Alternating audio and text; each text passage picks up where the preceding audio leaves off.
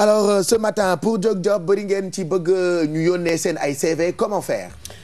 Très très simple Pape Cheikh, il faut juste ngeen envoyer ñu seen ay CV par mail ci adresse bi ma leen di waaj a jox mu yeewu leen tfm@gmail.com boo leen koy bind da ngeen di def Y2EWUL2EN ngeen teg ci TFM ensuite @gmail.com yéen ñi joxe emploi aussi n'hésitez pas à nous écrire.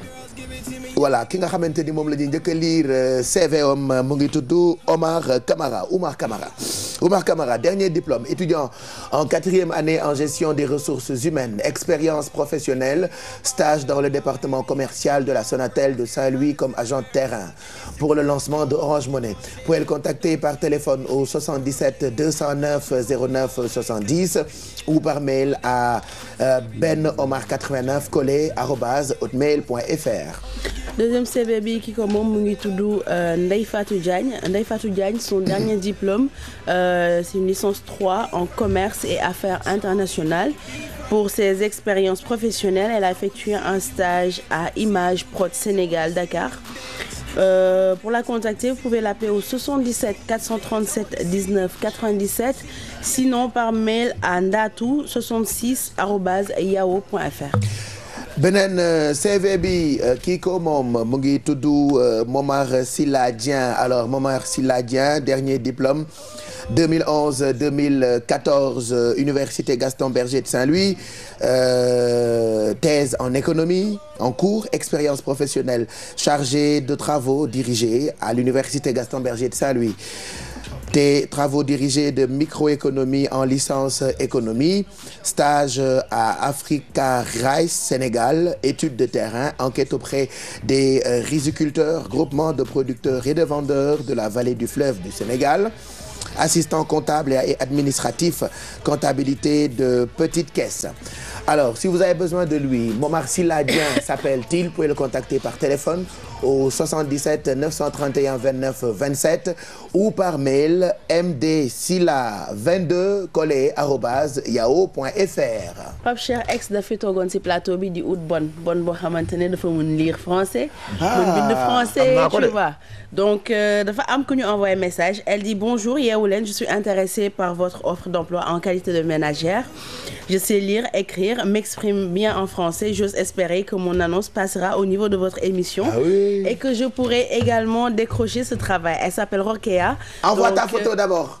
Je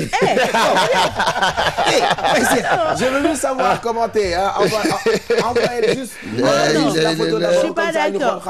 Je suis pas d'accord. Waxoo leen woon photo. Ku mën dégg français di bind français di làkk français ngeen wax. Envoie la photo. Et lu rare dafa bind texte bi yëpp sans faute. Sans faute donc elle a bien écrit. Elle s'appelle Rokéa. Da ngay jël wala jëloo? am na j'ai eu le même profil. Donc yéen ñu doon seet même bonne que ex mun ngeen ko woo au 77 213 28 86. Voilà 213 28 86 moom liggéeyu kër dégg na français mun na ko bind voilà. jàng na voilà moom moo envoyé message mais là parce que toi tu cherchais jigéen bu dégg tubaab mën ko bind mën ko wax voilà et bañ ci def faute. Exactement. Donc elle a réagi.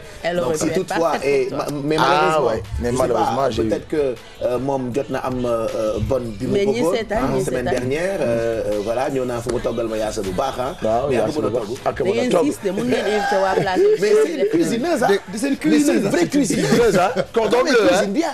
Même quand je pense à elle là, je dis j'ai l'eau à la bouche. Ah c'est bon. Même quand je pense à elle.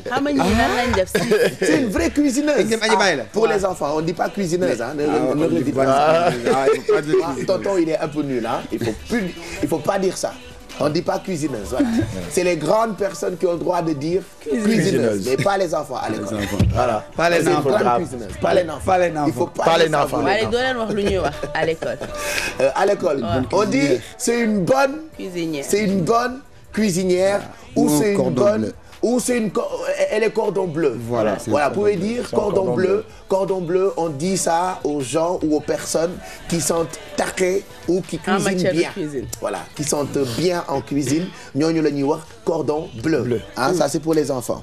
Et yéen ñi seetaan mën ngeen a dugg ñu ngi leen di xaar donc kooku bu fekkee am na ku ko soxla mën nga ko contacter parce que dafay wut liggéeyu kër te xam nga léegi tubaab da koo wax il n'y a pas de sot métier. tubaab daal di ñëwaat ci ngéwelam ne la réussite n'est qu'au bout de l'effort. ca la Wolof Njaay ñëwee ne dëgg-dëgg bu fekkee da ngaa bëgg tekki il faut nga teel a xëy. ndax nit day am jom nangoo liggéey comme quoi ak foo mënti nekk mu neex wala mu naxari liggéey boo gis rek defal sauf lu ñaaw. c'est vrai voilà. sauf lu ñaaw sauf lu ñuy nëbb. sauf lu ñuy nëbb sauf lu ñaaw. waaw liggéey boo gis defal. sauf lu ñaaw liggéey bu ñuy nëbb. waay yaa am na ay liggéey yoo xamante ne écoute. su ñu la laajee looy liggéey doon nga ko gis. waxuma liggéey yooyu nga xam ne dañu koy nëbb pour sàkk ay débouché wala ay yenn liggéey yi ñuy xeeb parce que yenn saa yi nit liggéey ba di ko nëbb. liggéey yooyu dara gënul métier yooyu. mais na liggéey yëpp baax na sauf bi nga mën a nëbb sa yaay bi la jur. xam nga sa yaay par exemple doo ko nëbb dara. sa papa à la limite doo ko nëbb dara. ñi nga bokkal ndey ak baay doo leen nëbb dara. donc métier yooyu nga xam ne da ngeen koy nëbb sax ñi ngeen bokkal jar na changer. voilà jarta des fois. donc na ngeen góorgóorlu en tout cas loolu mooy suñu leitmotiv à chaque fois ñu def jóg job bi ci Yeewu Leen bi 7h24. alors je peux prendre le téléphone si tu veux ça c'est le message de la production allo. allo. production xanaa naa dafa nekk léegi. allo oui allo kookan la. waaw Pape Cheikh. kookan la. waaw man la sa soppe. sama soppe. waaw bëri nga ci morom. sama nawle yi sax dañ maa faa. sopp ma lool di ma bégee. allo waaw.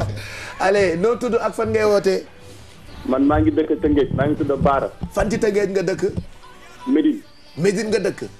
waaw d'accord Baara naka Médine. waaw sant yàlla. mais yow lu tax nga fajaru ñu 7h nii 7h25 nga woo ñu nii fajar ji ah.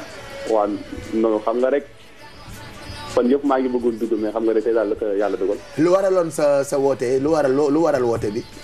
waaw xam nga rek 25000 rek la bëggoon quoi. 25000 nga bëggoon. waaw dafa amoon ay non mais ins bi xam nga ñun dañuy bëgg a waxal ñi dem ñi joxe dépense est-ce que yow da ngay joxe dépense heure bi.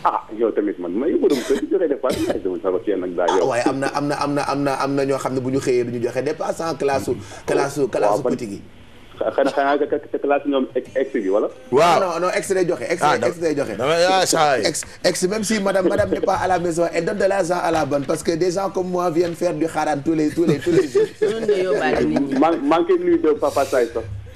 waaw maa ngi lay fay sëñ bi mais nag attention maa la tane damay joxe de. non dañuy far quoi xam nga rek damay kaf quoi damay blague rek. daa xam naa loolu foofu la mbalagante bi dafa baax a na ñëpp tooñante parce que day indi jàmm suñu biir. alors yow nga ni yaa ngi tudd encore fàttali ma tur bi. maa ngi tudd Baara. Baara super Baara naka. Guèye. Baara Gueye alors Baara Gueye da ngay téye téléphone bi comme ça ñu jël sa numéro téléphone ñu mën laa yónnee dépense bi ngay joxe sa kër tey foofu te Tëngéej nga mën koo jot grâce ak yónni ma cash balaa naaj dégg nga.